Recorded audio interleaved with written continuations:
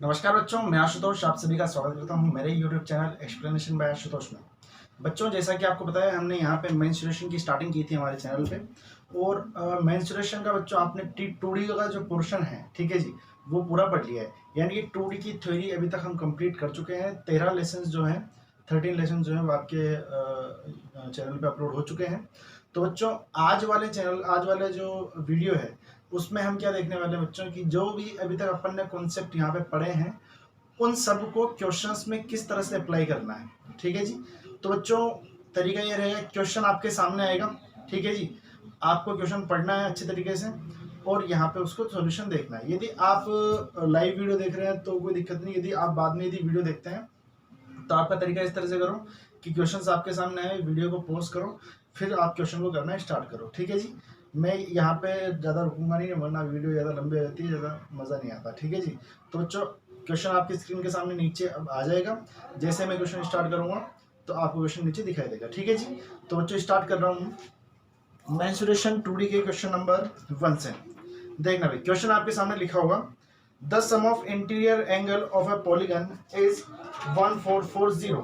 अच्छा जी, क्या बोल रखा है कि जो इंटीरियर एंगल का सम दे रखा है कितना बेटा, यहाँ पे 1440 आपको दिया हुआ है। अच्छा, एक बात बताओ मुझे, जब मैंने आपको पॉलीगन पढ़ाया था तो वहां पे बेटा इंटीरियर एंगल का जो सम होता था वो कितना होता था? तो आप बोलोगे सर कितना होता था? यहाँ पे n-2 180, यही क्या होता था? इंटीरियर एंगल का सम होता था। और आपके क्वेश्चन में बेटा क्या दिया हुआ है? 1440। पक्की बात है। अच्छा, एक बात देखो, आगे क्या पूछ रहा है बेटा, find out the number of side of polygon, यानी कि पॉलीगन की साइड निकालनी है। तो बेटा मुझे बताओ, यहाँ पे यदि मैं इसको सोल्व करना चाहूँ तो 1 0 से 1 0 काट दूं। अच्छा, ये इससे कितनी बार कटेगा? 8 बार कटेगा। n-2 बराबर कितना आ गया बेटा? 8 आ गया। तो n बराबर कितना आ जाएगा बेटा? यहाँ पे 10। और n ही क्या होता था बेटा? यहाँ पे नंबर ऑफ वर्टिसेस या फिर नंबर ऑफ साइड, एक ही बात है। ठीक है। तो बेटा यहाँ पे n बराबर 10 आपके सवाल का आंसर हो जाएगा। ठीक है। जैसा कि मेरा तरीका है कि मैं जैसे कि आपको क्वेश्चंस करा रहा हूँ तो मैं आपको यहाँ पे एक्स्ट्रा जानकारी भी दूंगा। ठीक है। आपको रिवीजन भी हो जाएगा पूरा जो आपने पिछले 13 लेसन लिए हो तो। और यदि किसी ने पिछले 13 लेसन ना देखे हो तो वीडियो नंबर 1 से जाकर के बेटा पूरी 13 वीडियो को देखो। ठीक है। और एक दिन में ऐसा नहीं है 9-10 वीडियो देख लो, एक दिन में सिर्फ 2 वीडियो देखो, उनके प्रॉपर नोट्स बनाओ, क्योंकि इतना जो कंटेंट मैंने आपको दिया है वो एक जगह पे कहीं पर भी आपको नहीं मिलेगा। ठीक है। आप कोई सी बुक किसी वीडियो देख लेना, कहीं पे भी आपको नहीं मिलने वाला। ठीक है जी।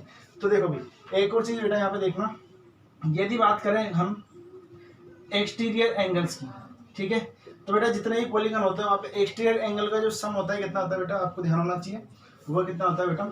360 होना चाहिए। और इंटीरियर एंगल का सम कितना होता है बेटा? n-2 180 degree. ठीक है जी। तो ये आपको करना है। ठीक है जी। चलो भी बढ़े आगे। अगला क्वेश्चन आपके सामने आ गया होगा, देखना भी,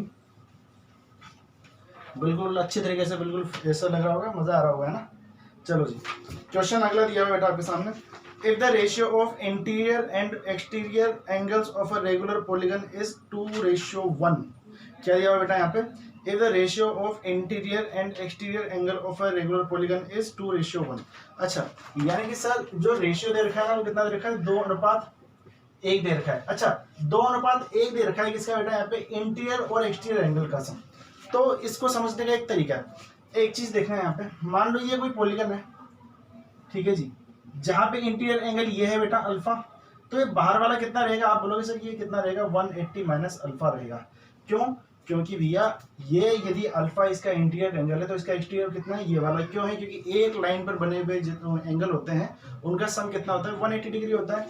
तो इस बात का ऐसा मतलब निकाल सकता हूँ कि सर इंटीरियर और एक्सटीरियर का जो सम रहता है ना वह कितना होता है बेटा? 180 डिग्री होता है। अच्छा, एक चीज समझो, ये तो क्या दे रखा है बेटा? रेशियो दे रखा है, जबकि ओरिजिनल क्या होगा? इसको क्या मैं 2x और x लिख सकता हूँ क्या?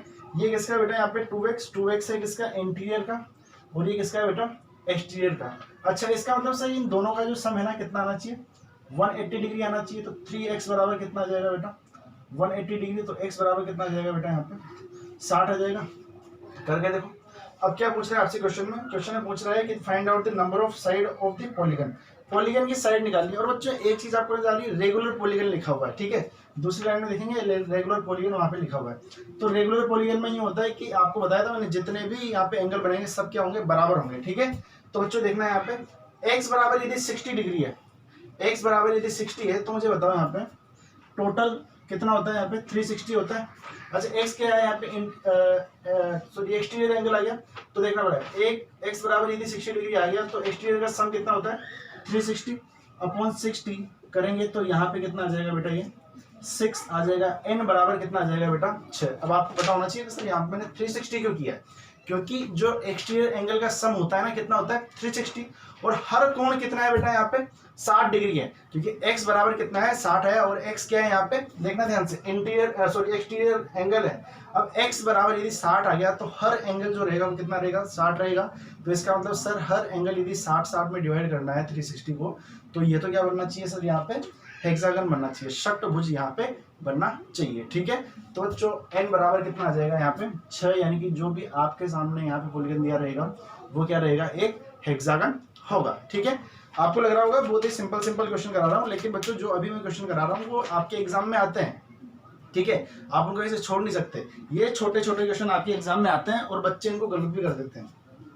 2019 के आपने पेपर देखे होंगे, 2019 के सीजीएल के पेपर इतने सिंपल थे कि कोई भी ऐसा नहीं बोल सकता कि उसने यदि मैथ्स को अच्छे तरीके से बेसिक लेवल से पढ़ लिया होगा ना, उसने भी 25 में से 23 क्वेश्चंस तो ऐसे ही कर दिए होंगे, ठीक है जी। तो बच्चों बढ़े आगे, अगला क्वेश्चन नंबर 3 देखना, आपकी स्क्रीन पे आ गया होगा। एरिया निकालना है बेटा किसका, PQR का एरिया निकालना है, ठीक है जी। और जो आपको यहाँ पे क्वेश्चन की जानकारी दी गई है वो किस तरह से दी गई है देखना भाई, वह कुछ ऐसा दिया हुआ PQR, ठीक है जी। जहाँ पे PQ कितना दे रखा है बेटा 3 दे रखा है, अच्छा ये कितना दे रखा है 5 दे रखा है, और ये कितना दे रखा है बेटा यहाँ पे 60 डिग्री दिया हुआ है। अच्छा एक बात बताओ, यहाँ पे यदि मुझे इस ट्राइंगल का यदि क्षेत्रफल निकालना है बेटा, तो एक चीज आपको समझ में आ रही है क्या, ध्यान से देखना भैया यहाँ पे, यदि ये 3 है ये 5 है, तो आपको मैंने एरिया का फॉर्मूला बताया था। एरिया का फॉर्मूला क्या होता है बेटा, एरिया का फॉर्मूला क्या होता है, हाफ ऑफ इन दोनों भुजाओं का गुणनफल 5 गुणा 3, और इन दोनों के बीच का जो एंगल है 60 डिग्री, उसका क्या लेंगे बेटा साइन ले लेंगे, ठीक है। तो ये कितना आ जाएगा बेटा 1/2 5 × 3 × अच्छा साइन 60 का मान आपको याद ना हो तो याद कर लें, साइन 60 बराबर कितना होता है बेटा √3/2 होता है, ठीक है। तो इसको क्या करेंगे √3/2। तो आप देखना बेटा यहाँ पे कैसे क्या कर रहा है, देख पाएंगे 5 या 15 हो गया, 15 √3/4 इस सवाल का आंसर हो जाएगा, ठीक है। तो ये आपके सवाल का आंसर है। बढ़ते हैं अगले क्वेश्चन की ओर। अगला क्वेश्चन देखना बेटा,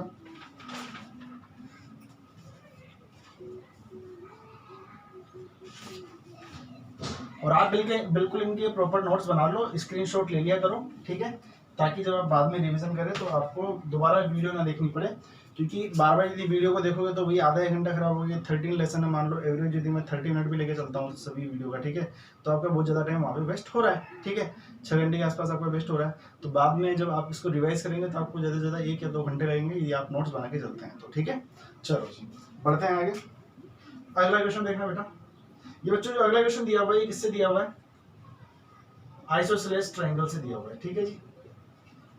तो देखना भैया क्वेश्चन में लिखा हुआ है इन ट्रायंगल ABC AB बराबर BC सॉरी बराबर AC बराबर कितना दे रखा है 5, BC बराबर कितना दे रखा है 4। तो मुझे एरिया निकालना है किसका बेटा, ट्रायंगल ABC का। तो आपको एक चीज ध्यान रखनी है, जो आइसोसेलेस ट्रायंगल होता है उसका एरिया बेटा देखना है यहाँ पे किसका निकालना है AB। अच्छा इसको यदि मैं बनाना चाहूँ ट्रायंगल को तो बना सकता हूँ ऐसा, है ना, जैसे कि मान लो इसको A बोल दूँ, इसको B बोल दूँ, इसको C बोल दूँ। तो देखना बेटा ये 5 है तो ये भी कितना रहेगा 5 रहेगा, ये कितना हो जाएगा 4 होगा, ठीक है जी। तो देखना बेटा यहाँ पे एरिया जो रहेगा वो कितना हो जाएगा B/4 4A² minus O B²। ये क्या होता है बेटा आइसोसेलेस ट्रायंगल का एरिया होता है। मैंने आपको पढ़ाया नहीं है बट आप इसको ध्यान रखें, ठीक है। ये मैंने क्वेश्चन इसीलिए लिया है क्योंकि मैंने आपको आइसोसेलेस ट्रायंगल पढ़ाया नहीं है, वो पढ़ाने की उसमें कोई जरूरत है नहीं, ठीक है। ये नॉर्मल सा फॉर्मूला होता है उसका, उसकी ज़्यादा इतनी बड़ी थ्योरी है नहीं जो मैं आपको यहाँ पे पूरा पूरा लेसन पढ़ाऊंगा, ठीक है। तो ध्यान रखना बेटा, आइसोसेलेस ट्रायंगल क्या होगा, दो भुजाएं यहाँ पे समान है, दो भुजाएं समान है तो एरिया ध्यान रखें b/4 √4a² - b²। तो आप देखो यहाँ पे b की वैल्यू कितनी बेटा, यहाँ पे 4 है, ठीक है। अच्छा b की वैल्यू यदि 4 है तो वैल्यू रख दो, कितनी रखोगे यहाँ पे, 4/4 4 इंटू, अच्छा 5 का स्क्वायर कितना होता है बेटा 25 - 4 चौको 16। तो देखो बेटा यहाँ पे इससे ये घट गया। अच्छा 25 को 4 से गुणा करोगे कितना आएगा, 100 आएगा। तो कितना आ जाएगा बेटा 100 - 16, तो कितना आ जाएगा बेटा यहाँ पे रूट में 84। इस सवाल का आंसर हो जाएगा, ठीक है। इसको आप कर लो, इसको आप कर भी सकते हैं, थोड़ा सा इसको खोलना चाहो तो। वैसे जो ऑप्शन में दिया रहेगा ऑप्शन के ऊपर डिपेंड करेगा कि ऑप्शन में क्या दिया हुआ है, ठीक है।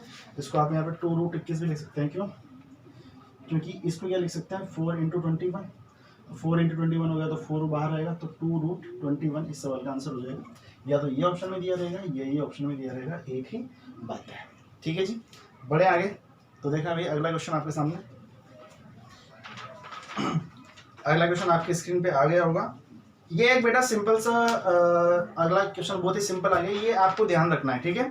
क्वेश्चन पढ़ना बेटा, क्या लिखा हुआ है, if we draw a triangle ABC inside a circle, यदि किसी भी सर्किल में मैं कोई ट्राइंगल बनाता हूँ, ध्यान देना भाई यहाँ पे, यदि किसी भी सर्किल में मैं कोई ट्राइंगल बनाता हूँ, ये मान लीजिए कोई सर्किल है, यदि मैं इसमें कोई ट्राइंगल बना रहा हूँ तो बेटा ध्यान रखना एक चीज, इसका जो मैक्सिमम एरिया रहेगा, इसका जो मैक्सिमम एरिया रहेगा वो तभी रहेगा जब यहाँ मान लीजिए ABC है, तो ये जब ही रहेगा जब ये वाला ट्राइंगल कौन सा होगा बेटा, यहाँ पे इक्विलैटरल ट्राइंगल होगा, ठीक है। इस बात का आप ध्यान रखें, यानी कि तीनों भुजाएं यदि बराबर होगी तभी जाके इसका एरिया मैक्सिमम आएगा। यानी कि ऐसा बोल सकते हैं कि AB = BC = AC होना चाहिए, यानी इक्विलैटरल ट्राइंगल होना चाहिए। तो देखो ये क्या लिखा हुआ है, if we draw a triangle ABC inside a circle then area of maximum ABC, वही बात है। तो ऑप्शन नंबर देख लो जो भी आपको दिया हुआ है, AB = BC = C है, यानी कि ये क्या हो जाएगा बेटा, यहाँ पे एक इक्विलैटरल ट्राइंगल हो जाएगा, ठीक है। बढ़े आगे, अगला क्वेश्चन बच्चों आपके सामने दिया हुआ है, आपकी स्क्रीन पे आ गया होगा, देखना भाई यहाँ पे अभी स्टार्ट होगा।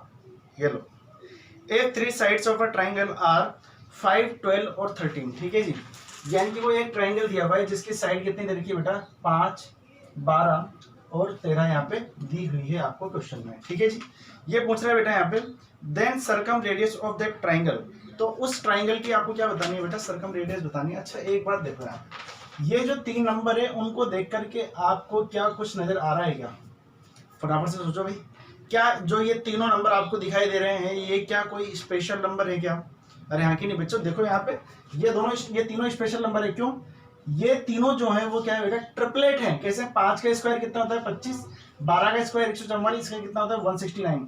यदि इसके स्क्वायर में इसके स्क्वायर को जोड़ता हूँ तो इसका स्क्वायर मुझे मिल जाता है। यानी कि सर ये बात हो गई कि यहाँ से बात की जाए तो ये अपने पास बन रहा है 12 और 5। और यदि मुझे इसकी बेटा यहाँ पे सर्कम रेडियस निकालनी है तो आपको पता है अच्छे से कि सर सर्कम रेडियस का जो फॉर्मूला होता था, राइट एंगल ट्राइंगल वाले चैप्टर में, जो बेटा मैंने पूरा वहां पे बता रखा है कि R बराबर कितना होता है बेटा, C/2। C क्या होता था बेटा वहां पे, कर्ण, यानी कि 13/2 बराबर कितना आ जाएगा 6.5। इस सवाल का आंसर हो जाएगा।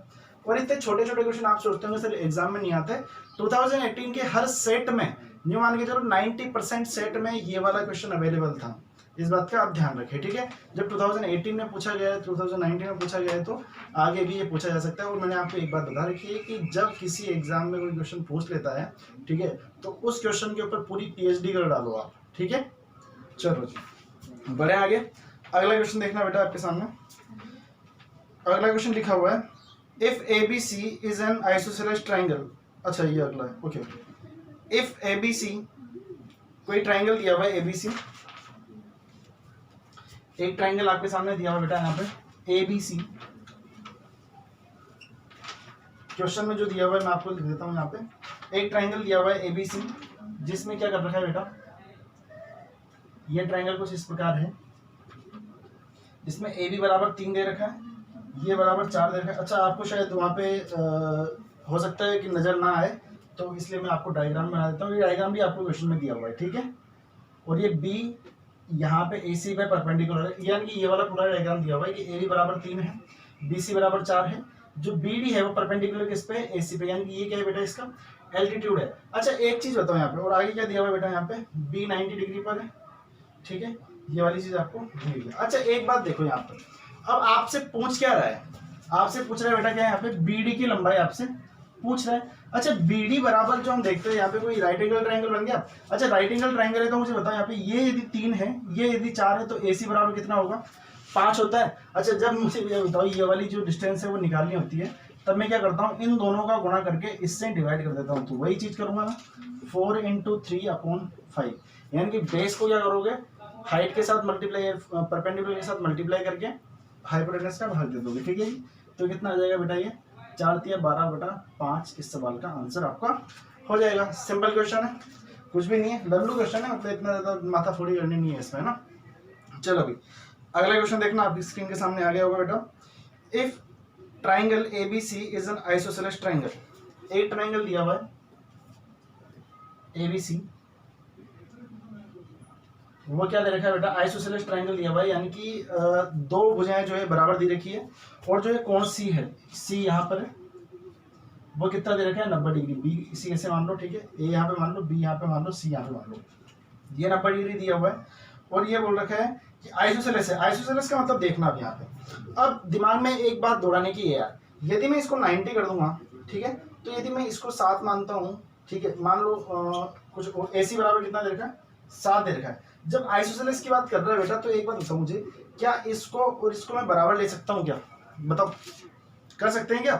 कि ये तो मतलब बिल्कुल अंडरस्टूड होना चाहिए कि सर जब आपने परपेंडिकुलर साथ ले लिया और 90 डिग्री का यदि राइट एंगल ट्रायंगल है, तो हम इसको साथ नहीं ले सकते, हम जो बेस है उसको साथ जरूर ले सकते हैं। क्यों? क्योंकि आइसोसेलेस बोला हुआ है। आइसोसेलेस बोलने का मतलब ये नहीं है कि कोई सी भी दो भुजाएं उठा लोगे, आपको कर्व में यानी कि हाइपोटेनस नहीं उठाना है, क्योंकि फिर पाइथागोरस जो प्रमेय रहेगा, पाइथागोरस थ्योरम रहेगा, वो तो अप्लाई नहीं हो पाएगा 90 डिग्री है तो, ठीक है। तो ये भी थोड़ी सी दिमाग वाली बात है, और ये कुछ कुछ दिमाग वाले लोगों में ही आती है, ठीक है। और मुझे निकालना है ए बी, तो देख लो बेटा यहाँ पे 7 का स्क्वायर प्लस 7 का स्क्वायर 49 प्लस 49 बराबर कितना आ जाएगा यहाँ पे बेटा, रूट में 98 इस सवाल का आंसर रहेगा, ठीक है जी। या फिर बोलते कितना, इसको यदि आप सोल्व करो तो कितना आ जाएगा यहाँ पे 98 भी लिख सकते हो, 7 × 4 ऐसा करके कुछ आ जाएगा, 7 × √2 ऐसा कुछ आंसर आ जाएगा इसका, ठीक है जी। या फिर इसको लिखा जा सकता है क्या, देखना यहाँ पे 49 × 2, ठीक है, तो उसको कितना लिख लेंगे 7 × √2 इस सवाल का आंसर हो जाएगा। चलो भाई क्वेश्चन आपके सामने इस तरह से दिया हुआ है, the side of a triangle are 3, 4, 5। एक ट्राइंगल दिया हुआ, उसकी साइड कितनी दी हुई है यहाँ पे बेटा 3, 4, 5। The area of triangle formed by joining the mid point of the triangle, यानी कि एक ट्राइंगल इस प्रकार दिया हुआ है। अच्छा मैं इसको 90 डिग्री क्यों बना रहा हूँ, क्योंकि ये ट्रिपलेट दिया हुआ है 3, 4, 5 ए बी सी। अब ये बोल रहा है बेटा यहाँ पे देखना, यदि मैं यहाँ पे the area of triangle formed by joining mid point of this triangle, यदि इसके मिड पॉइंट्स को यदि मैं जोड़ देता हूँ,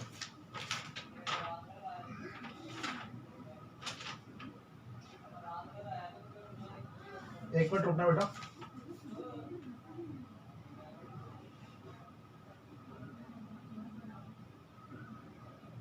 हाँ सही है सही है, हाँ मिड पॉइंट की बात करते हैं बेटा। यहाँ पे देखना, यदि ये मिड पॉइंट है इसका और ये मिड पॉइंट है इसका, ठीक है जी, यदि मैं इसको इससे मिला देता हूं, तो यहाँ पे आपको एक और ट्रायंगल बना हुआ नजर आया, बोलो हाँ सही है। अच्छा एक और ट्रायंगल नजर आ गया, तो एक बात देखो, यदि आपको ये वाला ट्रायंगल का एरिया निकालना है, तो आप क्या करोगे, रिक्वायर्ड एरिया यही है। तो आइए आपको क्वेश्चन में क्या दिया हुआ है, तो सबसे पहले आप एक काम करो यार, जो ओरिजिनल ट्रायंगल है ना, यदि आपसे ओरिजिनल ट्रायंगल का एरिया पूछता है तब भी आप निकाल सकते हैं। कैसे, 1/4 1/2 × 4 × 3, 1/2 × बेस × हाइट, ठीक है। तो ये कितना आ जाएगा बेटा, यहाँ से 6 आ जाएगा। अरे हाँ कि नहीं, पक्की बात है। अच्छा यदि आपसे यहाँ पे इस वाले ट्रायंगल का एरिया पूछ रहा है, तो देखना बेटा रिक्वायर्ड एरिया मेरा कितना हो जाएगा, ये ध्यान रखना 1/4 × 6 होता है, ये आपको थोड़ा ध्यान रखना है। कैसे कैसे आया ये, देखना भाई यहाँ पे ये वाली चीज तो आपको ध्यान रखनी है कि किसी भी ट्रायंगल में, यानी कि राइट एंगल ट्रायंगल में, यदि इसके मिड पॉइंट को इसके मिड पॉइंट को जोड़ करके यदि कोई ट्रायंगल बना दिया जाता है, तो उसका एरिया क्या होता है, पूरे का 1/4 होता है। तो कैसे देखना बेटा, यहाँ पे यदि ये 4 है पूरा का पूरा, यदि ये पूरा का पूरा 4 है, तो मुझे बताओ ये कितना रहेगा 2 रहेगा। अच्छा ये पूरा का पूरा कितना दिया हुआ था, यहाँ पे 3 दिया हुआ था, तो ये कितना रहेगा 1.5 रहेगा। ये एंगल कितना है 90 डिग्री है, तो यहाँ पे आप ऐसे भी लगा सकते हो कितना 1/2 इंटू 2 इंटू 1.5, तो कितना आ जाएगा बेटा यहाँ पे देखना 1.5 ही आ रहा है। ठीक है, इसको यदि आप सोल्व करते हो तो ये भी कितना आएगा यहाँ पे देखना 1 पॉइंट, और ये कितना बचेगा 5। तो एक ही बात है, या फिर ऐसा बोल सकते हैं कि जो बड़ा वाला ट्रायंगल है उसका 1/4 ले लो, या फिर ऐसा कर सकते हैं कि इसका ये पूरी 4 है, ये 2 हो गया, ये पूरा 3 है, ये कितना हो गया 1.5 हो गया। लेकिन आप इसको सीधा ध्यान रखें कि जो रिक्वायर्ड एरिया रहेगा मिड पॉइंट्स को मिलाने के बाद में वो क्या रहेगा, ओरिजिनल ट्रायंगल का 1/4 रहेगा। ठीक है जी, चलो भाई बढ़िया अगले क्वेश्चन की तरफ। अगला क्वेश्चन देखना बेटा, अगला क्वेश्चन आपकी स्क्रीन के सामने आ गया होगा। If one diagonal of a rhombus is equal to its side then the diagonal of the rhombus are in the ratio, मतलब साइड और डायगोनल का रेशियो निकालना है। ठीक, साइड और डायगोनल का रेशियो निकालना है। ठीक है, क्वेश्चन को आपको एक बार समझा देता हूँ क्या है यहाँ पे। ये कोई रोम्बस आपको दिया हुआ है, इधर देख लो भाई, क्वेश्चन तो समझा देता हूँ आपको। यहाँ पे ABCD एक रोम्बस दिया हुआ है। अच्छा एक चीज देखो, यहां से डायगोनल जाएगा यहाँ पे, यहाँ से डायगोनल यहाँ पे। अच्छा एक बात आपको याद है, जब मैंने आपको रोम्बस पढ़ाया था तो आपको एक बात ध्यान आ रही होगी, सर जो डायगोनल होते हैं ना वो क्या करते हैं बाबू, यहाँ पे 90 डिग्री पे कट करते हैं। अच्छा इसको यदि मैं A मान लेता हूँ, इसकी रोम्बस की जो साइड है उसको मैंने क्या बोल दिया, A बोल दिया, तो सभी कितनी हो जाएगी, A हो जाएगी। आई बात समझ में, समचतुर्भुज की बात की जा रही है यहाँ पे। अच्छा एक बात और आपको पता है क्या, कि सर जो डायगोनल्स होते हैं ना एक दूसरे को क्या करते हैं, इक्वली बाइसेक्ट करते हैं। ठीक है, यानी कि जो ये वाला डायगोनल रहेगा इसको इक्वली बाइसेक्ट करेगा। तो यदि मैं इसको यहाँ पे देखूं, अब इसने एक चीज बोल रखी है क्वेश्चन में कि एक डायगोनल जो है ना, एक डायगोनल मैंने मान लिया क्या AC, उसकी लेंथ जो है रोम्बस की साइड के बराबर है, और रोम्बस की साइड मैंने कितनी मान ली A, तो मैं बोल देता हूँ सर AC जो है ना वो कितना है A। अच्छा यहाँ से O रहेगा। अच्छा इसका मतलब ये हो गया कि सर AC बराबर यदि A है तो मुझे बताओ OC बराबर कितना रहेगा। AC बराबर यदि A है तो OC कितना रहेगा, तो आप बोलोगे सर ये कितना आ जाएगा A/2 आ जाएगा। क्यों, क्योंकि सर जो AC रहेगा वो क्या रहेगा यहाँ पे हाफ में डिवाइड हो जाएगा, क्योंकि दोनों डायगोनल क्या करते हैं एक दूसरे को इक्वली बाइसेक्ट करते हैं। अच्छा एक चीज देखना, मैं मान लेता हूँ कि जो BD है ना वो कितना दे रखा है बेटा, B दे रखा है। अच्छा BD यदि B दे रखा है तो OD कितना हो जाएगा बेटा यहाँ पे, तो आप बोलोगे सर ये B/2 हो जाएगा। कहानी को फिर से समझना, फिर से आपके सामने रिवाइज कर देता हूँ मैं। एक रोम्बस इस प्रकार से दिया हुआ है जिसकी साइड कितनी है A है। क्वेश्चन में ये बोला गया है कि एक डायगोनल जो है उसकी लेंथ कितनी है, इसकी साइड के बराबर है। तो मैंने मान लिया कि यार AC एक डायगोनल है, जो ये वाला यहाँ से लेके यहाँ तक का जो डायगोनल है इसकी जो लेंथ है वो किसके बराबर है, साइड के बराबर है।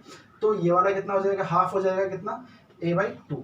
और मैंने मान लिया यहाँ पे कि BD जो है वो किसके बराबर है, B के बराबर है। ये यदि A ले लिया तो उसको B ले लिया, कुछ भी ले लो आपकी मर्जी पड़ेगा। तो मुझे बताओ ये OD भी कितना हो जाएगा, ये भी आधा हो जाएगा B से, तो ये कितना हो जाएगा B/2। अच्छा एक बात देखो यहाँ पे, ट्राइंगल OCD में आपको एक बात नजर आ रही है, क्या खासियत बात नजर आ रही है कि सर ये राइट एंगल ट्राइंगल बन रहा है और यहाँ पे हम पाइथागोरस थ्योरम लगा सकते हैं। तो कैसे लगाएंगे बेटा यहाँ पे OD। अच्छा 90 डिग्री के सामने क्या होता है, हाइपोटेनस होता है, और बाकी सब ये हाइपोटेनस कितना बेटा यहाँ पे CD का स्क्वायर बराबर OC का स्क्वायर प्लस OD का स्क्वायर। अच्छा CD की हम बात करते हैं तो CD कितना है बेटा A² हो गया। अच्छा OC कितना है बेटा, देखना है यहाँ पे A²/4, OD कितना है बेटा B²/4। अच्छा इसको देखो बेटा यहाँ पे सोल्व करो फटाफट से, इसको यदि मैं सोल्व करता हूँ तो कितना आएगा 4 LCM A² प्लस B² हो जाएगा। यहाँ से कितना आएगा बेटा ये A² आएगा। यदि मैं इसको आगे सोल्व करता हूँ, मल्टीप्लाई करता हूँ तो कितना आ जाएगा 4A², और यहाँ से A² इधर गया तो -A² बराबर B²।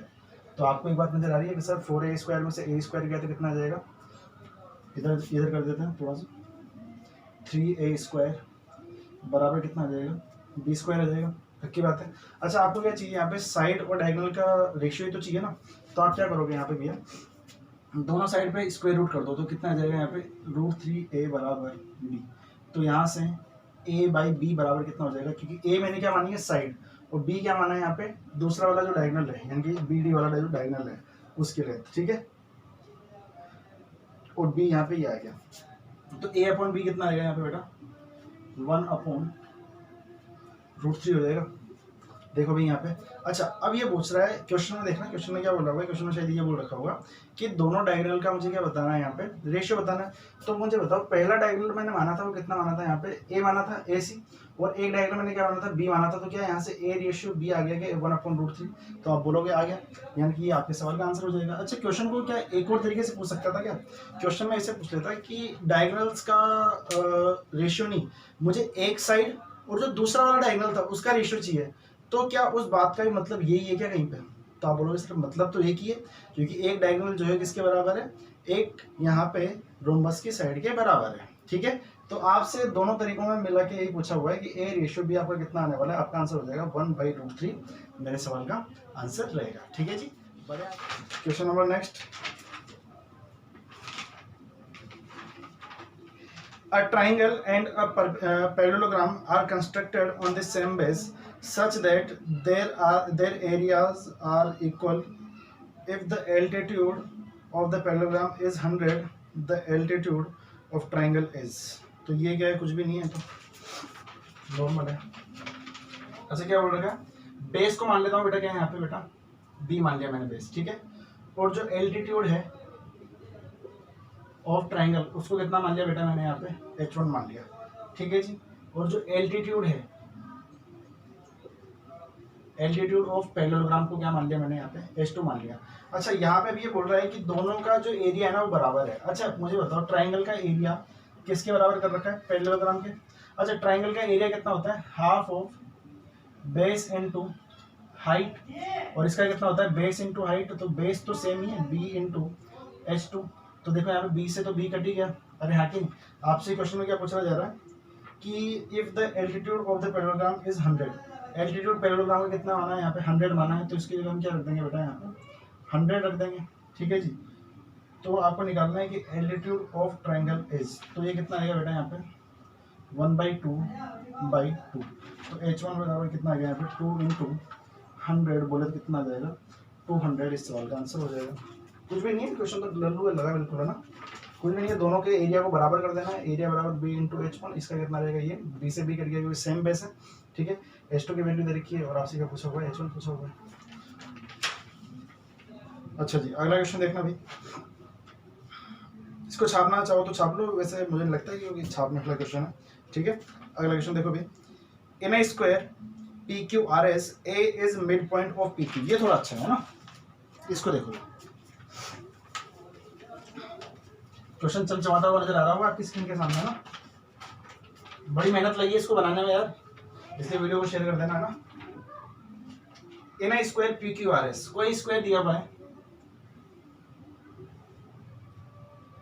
PQRS, A is mid point of PQ, A जो है PQ का मिड पॉइंट है and B is mid point of QR। ठीक है भाई, इफ एरिया ऑफ AQB, यानी कि जो एरिया है, एरिया ऑफ ट्राइंगल AQB कहाँ से बना बेटा, यहाँ पे A को यदि Q से मिलाता हूँ तो ये वाला ट्राइंगल बना, इसका जो एरिया है वो कितना दिया हुआ है बेटा, यहाँ पे 100 दिया हुआ है, ये लो भाई 100 दिया हुआ है। तो मुझे निकालना है कि एरिया ऑफ स्क्वायर क्या होगा, PQRS का मुझे एरिया निकालना है। तो देखो भाई ध्यान से समझना बात को, यहाँ पे ना समझेंगे भाई ध्यान से बात को। अच्छा एक बात बताओ मुझे, यदि मुझे यहाँ पे AQB का यदि एरिया निकालना है तो ये 90 डिग्री है। ठीक है, तो 1/2 इंटू AQ इंटू QB बराबर कितना बेटा 100। अच्छा एक बात बताओ मुझे, हाफ की जगह हाफ लिखा। अच्छा ये यदि मिड पॉइंट है, ये यदि मिड पॉइंट है तो इसको क्या AQ को मैं ऐसा लिख सकता हूँ क्या, PQ/2। अच्छा QB को क्या लिख सकते हैं यहाँ पे QR/2 बराबर कितना 100। तो यहाँ से देखो PQ इंटू QR बराबर कितना आता है बेटा, यहाँ पे 100 इंटू 8 बराबर कितना आ जाएगा 800 यहाँ पे आ जाएगा। अच्छा जी क्वेश्चन में क्या पूछा गया है आपसे, क्वेश्चन में पूछा गया है find out the area of square PQRS। अच्छा PQRS का एरिया पूछा गया है, तो बेटा ये आ गया ना साइड का स्क्वायर। ठीक है, तो साइड का स्क्वायर बोले तो यानी कि ये वाली साइड का मल्टीप्लिकेशन और ये वाली साइड का मल्टीप्लिकेशन, क्योंकि स्क्वायर है, ध्यान से देखना भाई बात को, यदि स्क्वायर है तो साइड बराबर होगी। ठीक है, तो यहाँ पे ये इसके बराबर है, दोनों का मल्टीप्लिकेशन आ गया कितना बेटा 800, सवाल का आंसर आपके सामने। ठीक है। इतना कुछ था नहीं इस क्वेश्चन में भी। अगला क्वेश्चन देखना बेटा, अगला क्वेश्चन जो आपके स्क्रीन पे आने वाला है आप उसको एक मिनट ट्राई करो यार। हाँ, मैं चाहता हूँ कि उसको आप थोड़ा सा ट्राई करें और थोड़ा सा लॉजिक लगाएं दिमाग में, ठीक है जी। अगला क्वेश्चन आपकी स्क्रीन के सामने ये रहा, करो भाई, जल्दी से ट्राई कर लो। आपको टाइम दे रहा हूँ, है ना, लाइव जल्दी क्लास, बट फिर भी आपको मैं टाइम दे रहा हूँ, जल्दी से करो इस क्वेश्चन को, आंसर बता दो कितना आ रहा है।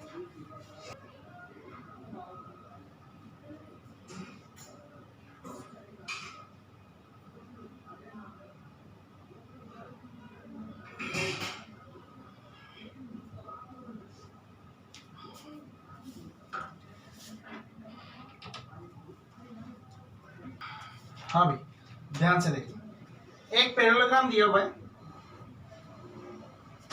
एबीसी, कुछ इस प्रकार है, sorry P Q R S, P Q R S. अच्छा, इसके डायगोनल्स यहाँ पे और इसका डायगोनल यहाँ पे। अच्छा, एक चीज देखना, यहाँ पे क्या रहेगा, ओ रहेगा। अच्छा, आपसे क्या पूछा गया बेटा यहाँ पे कि triangle O P Q plus triangle O S R का आपको क्या निकालना है बेटा, यहाँ पे सम निकालना है, इनके एरिया का सम निकालना है। हाँ, तो आपको इसका सम निकालना है, ठीक है जी। तो देखना भैया यहाँ पे, अच्छा यदि आपको इन दोनों का यदि सम निकालना है तो आपको क्वेश्चन में क्या दिया हुआ है आप एक बार देखें, थोड़ा सा आपने जहां तक कि देख लिया होगा। वैसे तो इसका आंसर बिल्कुल पलक झपकते ही आ जाना चाहिए, बट फिर भी नहीं आ रहा है तो मैं आपको बता देता हूँ। मान लीजिए ओ से मैंने परपेंडिकुलर डाला बेटा, कहाँ पे, यहाँ पे इस वाली जगह पे, और यहाँ से कहाँ पे डाला, नीचे। अच्छा, इसको मैंने मान लिया कितना, एक्स, और इसको कितना मान लिया यहाँ पे, वाई। अच्छा, एक चीज देखना, यदि मैं यहाँ से ट्राइंगल ओ पी क्यू का यदि यहाँ पे एरिया निकालना चाहता हूँ तो क्या लिखूंगा बेटा, half of x into P Q, पक्की बात है। अच्छा, यदि इसको निकलना चाहूँ तो इसको क्या लिखूंगा, O S R, half of Y into S R, पक्की बात है। अच्छा, यदि इन दोनों को यदि मुझे ऐड करना है तो कितना आएगा बेटा, यहाँ पे देखना, half of P Q into S R, P Q into S R, इसको एक बार लिख देते हैं पूरा, half of X into P Q plus half of Y into S R आपके सामने दिया हुआ है। अच्छा, यहां से एक चीज कॉमन आ रही होगी, क्या बेटा, यहाँ पे देखना, ये पी क्यू जो है वो क्या एस आर के बराबर है क्या, बोलो, पी क्यू जो है एस आर के बराबर है क्या, क्यों, क्योंकि सर पैरेललोग्राम है, पी क्यू बराबर किसके आ जाएगा, एस आर के। तो क्या ऐसा कर सकता हूँ क्या मैं यहाँ पे कि सर जो ये एस आर रहेगा ना, ठीक है, वहां पे मैं क्या लिख सकता हूँ, पी क्यू लिख सकता हूँ, ठीक है। तो ये कितना आ जाएगा, पी क्यू, और ये मैं क्या करूंगा यहाँ पे half of P Q common ले लूंगा। अच्छा, हाफ ऑफ पी क्यू यदि मैं कॉमन लेता हूँ तो कितना बचेगा अंदर, एक्स प्लस वाई यहाँ पे बच जाएगा। तो अच्छा, एक चीज देखना, आगे क्या लिखा हुआ है यहाँ पे, half of P Q into X plus Y. Question में आगे लिखा हुआ है कि पैरेललोग्राम का जो एरिया है वो आपको क्वेश्चन में दिया हुआ है, यहाँ पे देखना भाई ध्यान से,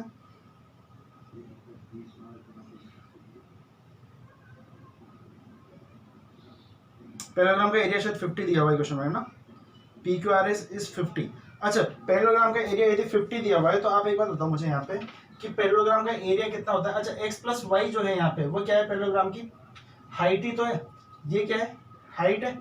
तो मुझे बताओ पैरेललोग्राम का एरिया क्या होता है, पी क्यू इंटू हाइट, यानी कि बेस इंटू हाइट। ये क्या बन रहा है बेटा यहाँ पे, बेस इंटू हाइट। तो ये कितना आ जाएगा, half of base into height, ये क्या है बेटा, पैरेललोग्राम का एरिया है, तो कितना आ जाएगा 50, और ये कितना आ जाएगा 25। इस सवाल का आंसर हो जाएगा, कुछ भी नहीं है क्वेश्चन में, नॉर्मल सा है। तो 50 दिख रहा था, तो देखना यहाँ पे, फिर से समझा रहा हूँ यहाँ पे। अच्छा, ये वाली चीज तो आपको समझ में आएगी वैसे, है ना, यदि नहीं आएगी तो वीडियो को रिवाइंड कर लो। वैसे एक बात और है, यदि मैं इतनी माथाफोड़ी नहीं करूँ ना तब भी सीधा आंसर निकाल सकता हूँ। कैसे, क्योंकि पैरेललोग्राम का एरिया में यदि मान लो मैं इसको बता रहा हूँ यहाँ से, area A1 A2 A3 A4 इस तरह से दिया हुआ है, तो आपको पता है कि ये वाला क्या होता था, यहाँ पे हाफ ऑफ पैरेललोग्राम का एरिया होता था, इन दोनों का सम, ठीक है। आपने किया हुआ है डेरिवेशन, मैंने आपको पूरा का पूरा करा रखा है, इसको x मान के इसको y मान के, यानी कि इसका सम किसके बराबर होता था, इसके और इसके सम के, यानी कि आधा इनमें डिवाइड होता था, आधा इनमें डिवाइड होता था। तो आपको ये सब जो पूरी कहानी है वो करने की जरूरत ही नहीं पड़ती, आपको सीधा सीधा पता होना चाहिए कि जो इन दोनों का सम आएगा वो क्या आएगा, पैरेललोग्राम का हाफ रहेगा, ठीक है जी। तो आप इस क्वेश्चन को थोड़ा सा ध्यान से देखो, 2 या 3 मिनट ना बिगाड़ करके इसको सीधा यहाँ से कर सकते हैं, ठीक है जी। चलो हाँ तो बच्चों आपने 13 क्वेश्चन के आसपास मैंने आपको यहाँ पे करा दिए हैं, ठीक है। तो बच्चों 13 क्वेश्चन मुझे लगता है कि मोर देन इनफ है आज की क्लास के लिए। बाकी मैं आपको एक कॉन्सेप्ट और बता देता हूँ ताकि आज वाली क्लास से भी आपको एक और कॉन्सेप्ट, एक और तरीका यहाँ पे जानने को मिले, ठीक है जी। तो ध्यान देना इस पे। अगला कॉन्सेप्ट बच्चों मैं आपके सामने लेकर के आया हूँ। 12 से 13 क्वेश्चन आपने यहाँ पे कर लिए हैं, तो मैं सोचता हूँ कि एक कॉन्सेप्ट आप और जान लें ताकि, और यदि आप अच्छा वाला अच्छे लेवल का एग्जाम दे रहे हो केट वगैरह, तो वहाँ पे आपको थोड़ा सा बेनिफिट मिले, ठीक है। तो देखना भाई आपके क्वेश्चन में क्या दिया हुआ, थोड़ा सा बड़ा क्वेश्चन रहेगा, ये बड़ा डेरिवेशन रहेगा। तो देखो भैया एक ट्रायंगल आपको इस प्रकार दिया हुआ है यहाँ पे ए बी सी मान लेता हूं इसको। इसमें एक सर्कल बेटा यहाँ पे इनकी भुजाओं को टच करते हुए एक सर्कल यहाँ पे अंदर खींचा हुआ है। अच्छा जो ये ट्रायंगल है ना बेटा, यहाँ पे ये क्या है बेटा, यहाँ पे एक स्केलन ट्रायंगल है, ठीक है जी। ये क्या है, एक स्केलन ट्रायंगल है। तो यहाँ पे देखना बेटा एक सेमी सर्कल इस तरह से खींचा हुआ है और एक सेमी सर्कल इस तरह से खींचा हुआ है। एक सेमी सर्कल यहाँ पे खींचा हुआ है, एक सेमी सर्कल यहाँ पे, एक सेमी सर्कल बेटा यहाँ पे खींचा हुआ है, यहाँ पे टच कर रहा है, ठीक है। और एक सेमी सर्कल यहाँ पे खींचा हुआ है। तो आप बात को थोड़ा सा ध्यान से समझो। अच्छा एक और चीज है यहाँ पे, जो ये अंदर वाला सर्किल है, ठीक है, उसका सेंटर यहाँ पर है। अच्छा एक चीज देखना, यहां से यहां तक की जो टच, यहां से यहाँ पे स्पर्श रेखा खींची अपन ने एक, यहाँ पे है, और यहां से यहाँ पे एक टेंजेंट है, इसको ये टच कर रही है, ठीक है। इसकी लेंथ मान लेता हूँ कितने डी, इसकी ई, और इसकी कितनी मान ली बेटा मैंने यहाँ पे एफ मान ली। ये आपको क्वेश्चन में पूरा का पूरा दिया हुआ है, ठीक है जी। और यहाँ पे इसकी जो रेडियस है वो कितनी देर की बेटा यहाँ पे आर आपको क्वेश्चन में दी हुई है, ठीक है जी। तो देखना बेटा इसका आपको वैसे तो सीधा रिजल्ट ध्यान रखना है, कैसे 1 upon D square plus 1 upon E square plus 1 upon F square बराबर किसके होगा बेटा, यहाँ पे 1 अपॉन आर स्क्वायर के बराबर होगा। वैसे तो आपको ये सीधा ध्यान रखना है, लेकिन फिर भी आपको डेरिवेशन आना चाहिए। क्यों, ये मैं आपको अगली क्लास में बताऊंगा कि आपको डेरिवेशन क्यों आना चाहिए, लेकिन आज जरूर बताऊंगा कि डेरिवेशन होगा क्यों इसका, ठीक है। यानी कि प्रूफ आएगा कैसे, ये वाली चीज आपको कैसे लेके आएंगे। तो बच्चों स्टार्ट करते हैं, आ जाओ भाई। ये वाली चीज आपको ध्यान रखनी ही है। बाकी देखो यहाँ पे अब मान लेता हूँ, देखना भाई थोड़ा सा ध्यान से देखना, निगाहें बिल्कुल इनायत, कहीं पर भी मत दौड़ाना। जो यहाँ पे सेमी सर्कल दिया हुआ है इसकी रेडियस मैंने कितनी मान ली, R1 मान ली। कितनी मानी बेटा मैंने यहाँ पे R1 मानी है। तो मुझे यहाँ पे बताओ यदि ये सेमी सर्कल है, इसकी रेडियस यदि R1 है, तो इसका जो ये डायमीटर रहेगा ये कितना होगा, 2R1 रहेगा। अच्छा इसकी वाली की रेडियस को कितना मान लिया मैंने यहाँ पे R2 मान लिया, ठीक है। यहाँ से यहाँ तक R2 है, तो टोटल कितना हो जाएगा 2R2। R1 जो है वो क्या है, रेडियस है, और 2R2 कितना हो जाएगा, इसका व्यास हो जाएगा। ये कितना हो जाएगा 2R2। अच्छा एक बात बताओ, किसी एक्सटर्नल पॉइंट से, किसी भी एक्सटर्नल पॉइंट से यदि किसी भी सर्कल पे टेंजेंट खींची जाती है तो क्या उनकी लेंथ बराबर होती है क्या, आप बोलोगे होती है। तो यहाँ पे देखो ए यदि एक्सटर्नल पॉइंट है और ये बीच वाला जो बड़ा वाला सर्किल है उस पे दो टेंजेंट ये और ये खींची जा रही है, जब ये 2R1 है तो ये भी कितना होगा बाबू 2R1 होगा। अच्छा जब ये 2R2 है तो ये भी कितना होगा 2R2।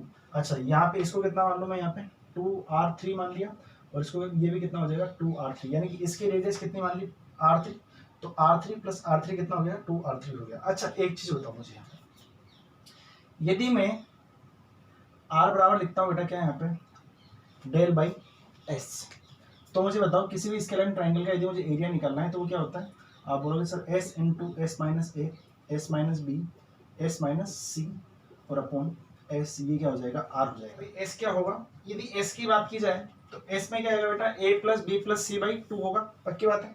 अच्छा ए यदि मैं यहाँ से निकला चाहूँ तो ए देखता हूँ ए क्या रहेगा, ये रहेगा बी सी की लेंथ, तो कितना रहेगा बेटा यहाँ पे 2R2 प्लस 2R3, तो ये कितना आ जाएगा 2R2 प्लस 2R3।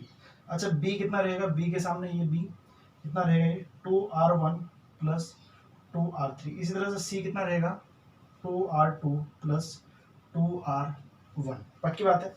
अच्छा एक चीज बताओ मुझे यहाँ पे, यदि मैं S निकालना चाहूँ, क्यों, क्योंकि मुझे सर यदि यहाँ पे रेडियस निकालनी है तो मुझे क्या निकालना पड़ेगा बेटा S निकालना पड़ेगा।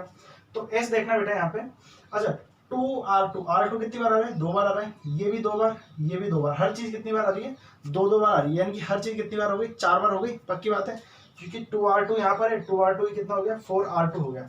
तो मैं एक काम कर सकता हूँ, 4 कॉमन ले लूँ और अंदर कितना हो जाएगा, r1 plus r2 plus r3 यहाँ पे हो जाएगा, और अपन कितना आता है, 2 आता है, तो s बराबर कितना आ जाएगा, 2r1 plus 2r2 plus 2r3 यहाँ पे s हो जाएगा।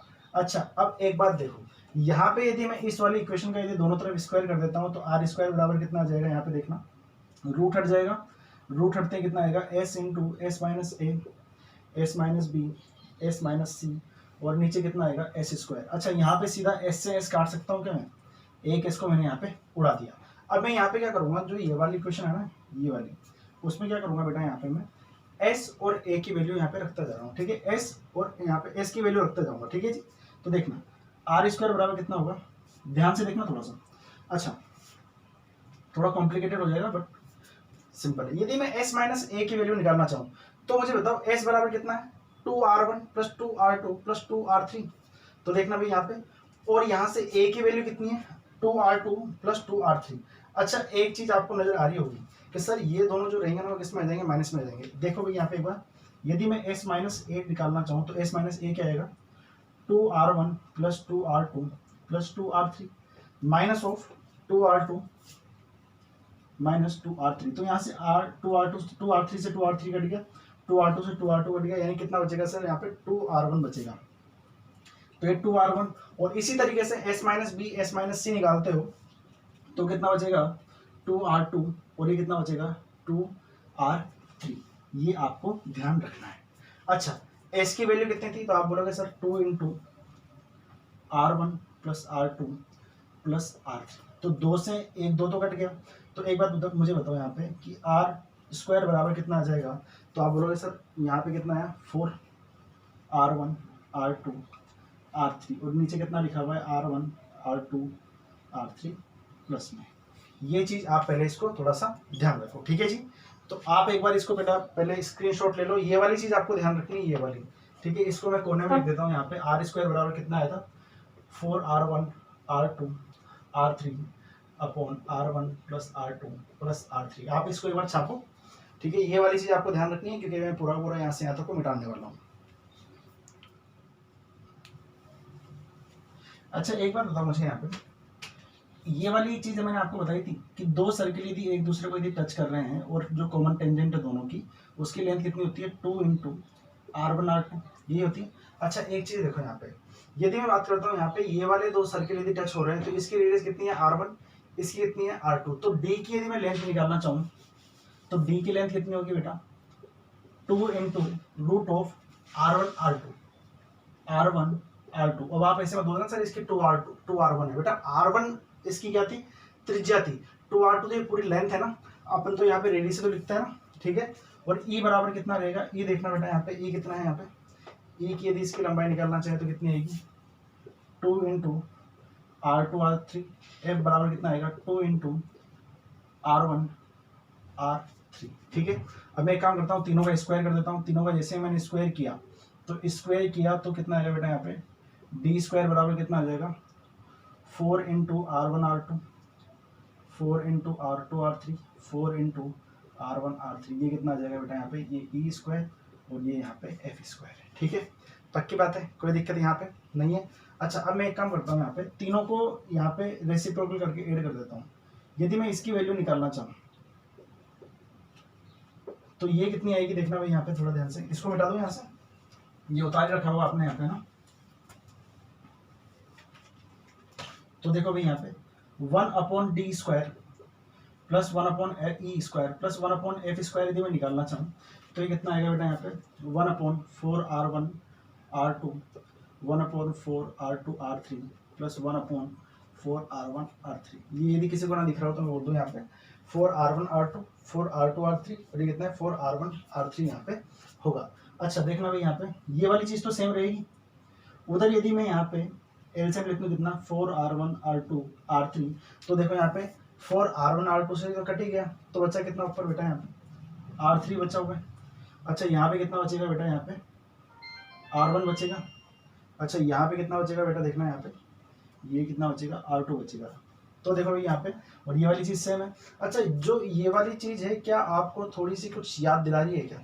आप बोलोगे सर जो ये सामने लिखा हुआ है ना, ये क्या है बेटा, यहाँ पे आर स्क्वायर का जस्ट उल्टा है, यानी इसका रेसिप्रोकल है। यदि यहाँ से 1/r² लिखना चाहो तो कितना आएगा, R1 + R2 + R3/4 R1 R2 R3 हमारा आ जाएगा।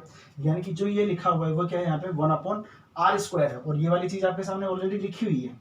तो 1/d² + 1/e² + 1/f² बराबर कितना आ जाएगा, 1/r² आ जाएगा। और यही आपको प्रूफ करना था। अब बच्चों मैंने यहाँ पे आपको पहले बता ही दिया था कि आपको ध्यान रखना है, तो मैंने आपको ये डिराइव क्यों कराया, ठीक है। इसके पीछे भी एक कारण है, ठीक है, लेकिन उस कारण को, उस रीज़न को मैं आपको कल बताऊंगा, जो क्योंकि वीडियो भी ज़्यादा लंबी हो जाएगी। कल एक क्वेश्चन इस तरह का लेंगे जिसमें आपको पूरा पता चल जाएगा कि चीज़ों को रटने से, चीज़ों को सिर्फ एकमात्र रटने से अच्छे नंबर नहीं आते हैं, ठीक है। ये यदि आप इसको सिर्फ रट के बैठ गए ना तो बच्चों कुछ नहीं होने जाने वाला। आप मेरी बात मानो, यदि आप चीज़ों को रट रहे हो ना सिर्फ, तो आप अपने सिलेक्शन से दूर भाग रहे हो, ठीक है। तो बच्चों चीज़ों को अच्छे तरीके से समझो, बेसिक से चीज़ों को लेके चलो। यदि आपके समझ में नहीं आ रहा है तो आप कुछ भी नहीं कर सकते, ठीक है, और ना ही सरकार आपका कुछ कर सकती है, ठीक है। चलो जी बच्चों, फिर आज की वीडियो को यहीं पे ख़त्म करते हैं। कल मिलते हैं बहुत ही अच्छे क्वेश्चन के साथ में, ठीक है। मैं पूरे कंपाइल करूँगा यहाँ पे जो 2011 से लेकर 2019 तक के जितने भी मेंसुरेशन 2D के क्वेश्चन आए हुए हैं वो मैं आपको यहाँ पे पूरे करा दूंगा, ठीक है जी। तो बच्चों वीडियो पसंद आ रही है उसको लाइक करो, शेयर करो, और यहाँ पे चैनल को भी सब्सक्राइब करो, और अपने दोस्तों से भी कराओ, ताकि उनको पता चले कि जो और टीचर्स पढ़ा रहे हैं और जो अपन पढ़ा रहे हैं उनमें क्या डिफरेंस है, ठीक है जी। चलो बच्चों, टाटा बाय बाय, शब खैर। कशाला थांबलास रे वाजव की